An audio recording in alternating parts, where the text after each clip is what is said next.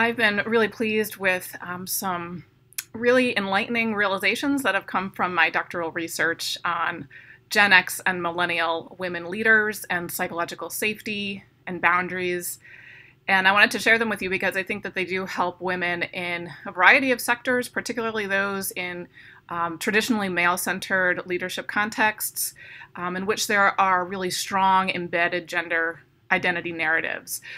So what happened recently as I was interviewing millennial women leaders, particularly women clergy who have left active ministry, I knew going in that I was going to see a lot of similar experiences of executive derailment, of systemic scapegoating, and just aggressive bullying in some ways, surprisingly, in church contexts. But what I really found was this dominant narrative that was really positive and uplifting, which is that the women I'm working with and interviewing exhibit across the board some very consistent leadership strengths and qualities.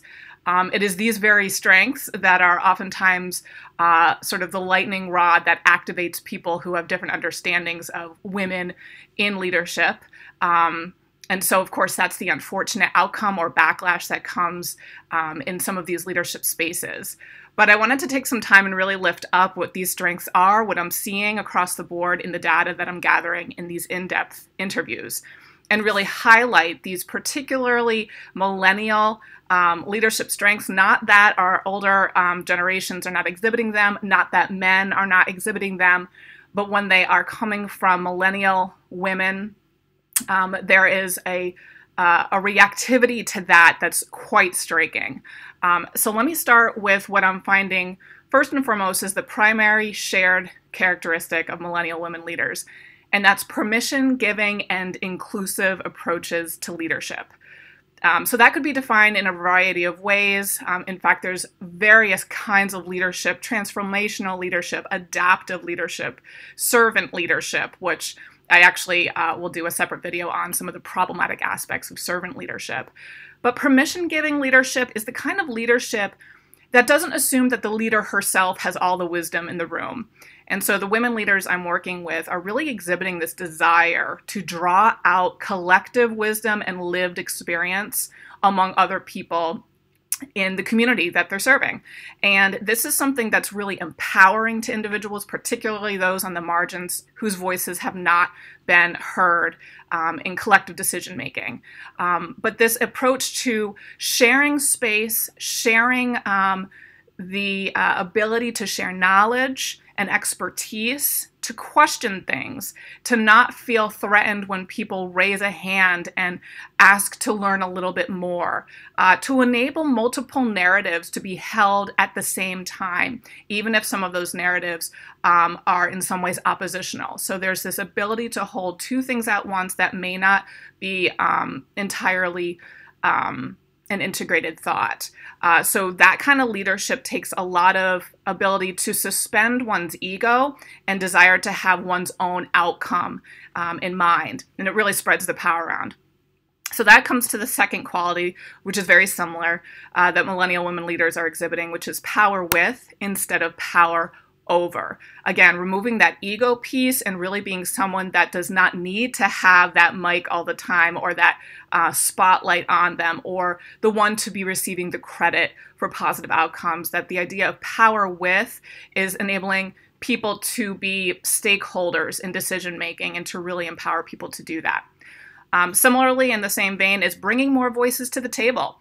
A lot of the women leaders that I work with are incredible partner builders and bridgers between communities that may not otherwise come together. That's particularly true in white Protestant America, where it kind of tends to be this vacuum isolated within similar thought processes. But when you bring diversity of thought and experience, generational diversity, racial diversity, diversity in gender identity and sexual orientation, it really does change the narrative. And unfortunately, that can be threatening for some people who have a single prioritized narrative in mind that they want to perpetuate. Two more, transparency and holding others accountable. This is really important as women leaders are acknowledging toxic elements in their workplace environments, particularly toxic enablers, not necessarily the people that are perpetuating the toxic behavior and the power over dynamics, but those that keep silent and enable or get swept into that kind of behavior and monolithic narrative of a single voice. Lastly, and this is something I talk about a lot, which is relationality alongside healthy boundaries. So millennial women leaders are extremely aware of the connectivity between people who are in a collaborative team building space. But at the same time, they're very aware and cognizant of healthy boundaries. So a leader may be in the same breath able to come alongside someone and be able to offer solidarity and understanding and empowerment toward that other person, but at the same time, she's able to know where her experience stops and another person's begins. And that enables her to not be activated by others' emotional projection. And again, that can be threatening to others who really want to sweep people in to sort of a toxic energy cycle or tornado, I would describe it as. So it's important for clergy women, not only who are in faith-based institutions, but teachers, administrators, managers, to be able to understand that these are indeed leadership strengths. But unfortunately, those who have benefited from patriarchal models of ego, power, control, single narratives are going to be threatened and put off by these leadership qualities. But it's important in any woman who has gone through any kind of executive derailment or scapegoating or toxicity in one's environment where one feels targeted.